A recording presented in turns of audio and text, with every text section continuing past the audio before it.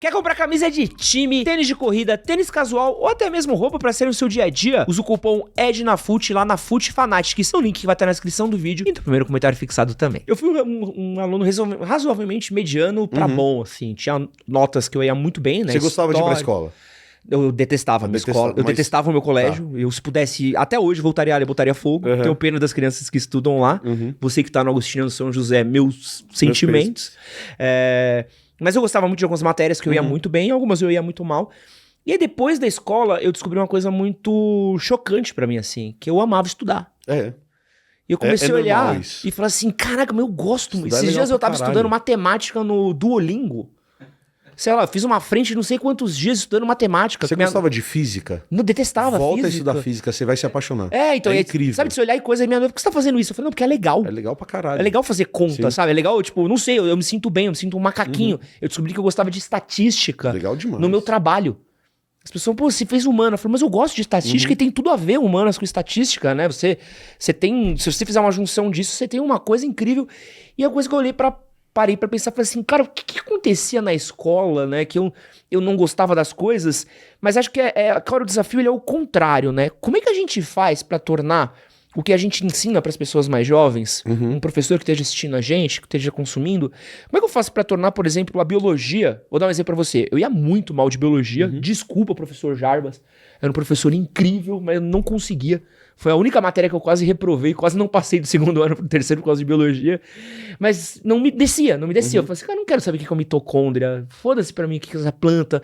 Como é que eu consigo fazer isso tornar interessante, às vezes, para um adolescente que tá naquela efervescência de gostos, de coisas, no contexto de internet hoje? Como tornar o ensino legal? Eu acho que tem dois pontos aqui pra gente tratar. O primeiro é que a gente tem que tomar um cuidado quando a gente tem esse papo, porque aprender não é fácil. O seu cérebro aprender alguma coisa, o seu cérebro aprender a andar, o seu cérebro aprender a falar, o seu cérebro aprender física e biologia, é algo que demanda esforço. Então, o seu cérebro é um órgão que a única coisa que ele quer fazer é economizar energia. É sobreviver e economizar energia. Uns poupam muito mais energia que outros, Uns poupam muito mais energia do que outros, mas esse é um mecanismo natural do cérebro. E aprender qualquer coisa nova é difícil. Por que é importante a gente dizer isso? Porque a gente passou por um momento da educação e tem alguns pontos ainda que estão discutindo isso, que é a ideia do, então vamos gamificar a educação. Vamos transformar a educação em algo lúdico. Cara, e aprender qualquer coisa, mesmo que você goste, é difícil. É cansativo. Eu quero aprender a falar italiano. Pô, é difícil pra cacete. Quero aprender matemática. É difícil. Então, a primeira coisa que a gente tem que fazer é tirar essa história de que, não, então eu tenho que criar mecanismos malucos para a criança resolver aprender. E a segunda parte que eu vejo, principalmente quando a gente fala de crianças e adolescentes, é tratar crianças e adolescentes como crianças e adolescentes. Então, quando você entra no primeiro colegial, você começa a estudar mitocôndria, porque você vai fazer uma prova, depois de 3 anos, que provavelmente vai cair o que é mitocôndria. E aí eu vou de novo pegar um exemplo aqui. Por que você respira? Você, Edson, por que você respira? Por que você morre? Porque senão não entra oxigênio no meu sangue. Perfeito. Por que você precisa de oxigênio no sangue? Aí você vai me fuder, porque as mitocôndrias precisam produzir energia pra... Isso, então você morre por falta de energia. Você não morre por falta de oxigênio, você não morre porque você não respirou, você morre por quê? Porque dentro da sua mitocôndria acontece uma reação bioquímica chamada respiração celular, que quebra a glicose que veio da planta, lá da fotossíntese. Ó, imagem de guerra, já vem aqui, ó. Mas sabe o que é mais louco disso tudo? É que o professor chega na aula e fala, hoje a gente vai ter aula de mitocôndria. Ele não pergunta por que você respira. Você não tem relação nenhuma do que você estuda na escola com a realidade do mundo em que você vive. Agora a galera da direita vai me matar. O Paulo Freire fala isso desde a década de 50. Os teóricos da educação falam isso desde o começo do século, que é a ideia de que a educação ela só funciona se ela for significativa na sua vida. Então, quando a gente fala que eu tenho que localizar a educação, do mesmo jeito que os caras localizam o filme para o Brasil, eu preciso trazer essa educação para a realidade do aluno. Então, eu vou lá e falo assim, hoje é um dia de aula de organelas citoplasmáticas. O cara desenha uma célula e começa a desenhar um monte de pedacinho e você vai lá decorar o que uma mitocôndria faz, aí depois você vai decorar o ciclo de Krebs, que é uma série de reações bioquímicas. E você pergunta para as pessoas que elas respiram, elas não têm a menor ideia, apesar de terem passado por essa prova. Então, você precisa enxergar aquilo na sua realidade. Existem coisas que você não vai enxergar na sua realidade que você tem que aprender porque são legais. Mas a partir do momento que a pessoa vai criando essa musculatura, estudar física é mais fácil. Então por que você gosta de matemática hoje? Porque você estudou tanto outras coisas que a hora que você volta para matemática, você fala, pô, mas não é tão horrível quanto era quando era criança, porque o objetivo é outro, porque o significado é outro, porque aquilo que você está sentindo é outro. E aí vamos voltar para um ponto que você falou que é importante.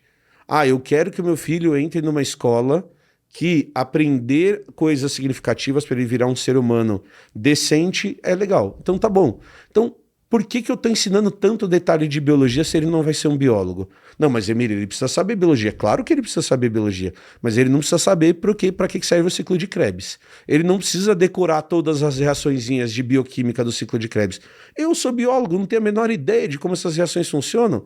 Eu sei explicar, eu sei a base, eu sei de tudo, mas o passo a passo da reação eu não sei. Então, a grande questão é, a pessoa tem que aprender biologia? Tem. O que ela tem que aprender de biologia? O que é importante ela aprender de biologia? Não só importante para a vida dela, é importante em geral.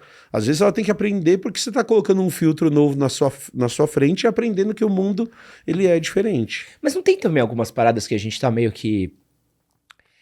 Que é um papo muito doido, né? Mas assim, algumas coisas na escola que hoje são extremamente fundamentais e que a gente abre um pouco de mão. Vou falar, por exemplo, tipo lá... coisa que é muito imbecil, mas pra mim faz muito sentido. Por exemplo, urbanismo. Aham. A gente discute muito pouco a relação das pessoas com a cidade. Uhum. Só que a gente tem... Quantos milhões de pessoas são em São Paulo? Uns 15 milhões aqui na grande São Paulo? Sim.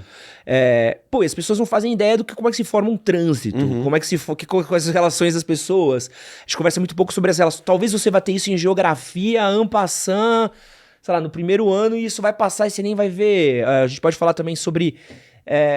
diversas outras coisas, economia doméstica, tem um papo de educação financeira que você já deve ter ouvido 1 milhão de vezes e tal. Também não tem coisas também que a gente deixa de lado, que também são, e que a gente acaba tendo às vezes um pouco em colégio de criança rica? Não, então, mas aí esse é o outro ponto. E aí vamos voltar para o começo da conversa, que é por que o trabalhador coloca o filho na escola e por que o Luciano Huck coloca o filho dele na escola. O trabalhador coloca o filho dele na escola e a escola é desenhada para o trabalhador trabalhar, não para ele pensar. Então você vai aprender habilidades que talvez sejam importantes quando você vai trabalhar. A filha do Luciano Huck, quando ela vai estudar na Suíça, política internacional, com 15 anos, ela está sendo formada para ser líder. Ela não está sendo formada para ser liderado. Então, qual é a escola que você quer e para quem você quer essa escola? Então vamos pegar um outro exemplo.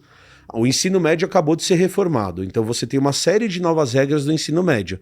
Essas regras do ensino médio diz que você não tem que ter aula de filosofia, que as aulas de história tem que diminuir para você focar em matemática e português, matemática e línguas, para que no PISA a nota do Brasil melhore em relação a índices internacionais de educação, certo?